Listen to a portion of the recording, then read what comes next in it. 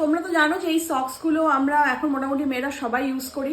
Specially কেন use করি বলছি, ধরো কোনো প্রমোশনাল শুটের জন্য কোনো দোকানে গেছি, তো ওখানে তো 5জন মানুষ তো ধরো মানে ঢুকছে, জুতোটা হয়তো বাইরে খুলে ঢুকতে হয়, তো সেক্ষেত্রে এই সক্সগুলো ভীষণ কাজে দেয়। কুণালের জন্য আনানো হয়েছে, আমার জন্য আনিয়েছি, আর আমার আছে অলরেডি, বাট আমি মিশো থেকে এগুলো অর্ডার করেছিলাম, এত সুন্দর এসছে। তোমাদের কি দেখো কত ফ্যান্সি দেখতে, 3টে একসাথে এসছে, একটা ব্ল্যাক, একটা মিল্কি হোয়াইট, আর একটা পুরো স্কিন কালারের।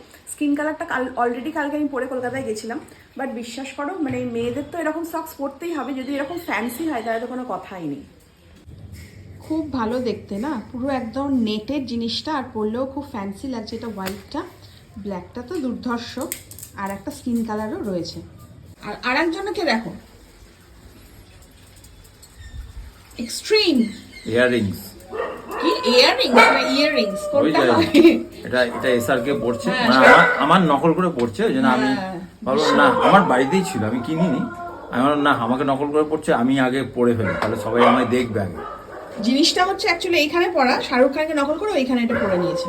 मेरे इयररिंग्स को हाथ लगाने से पहले बाप से बात कर, इयररिंग्स के बाप से बात कर।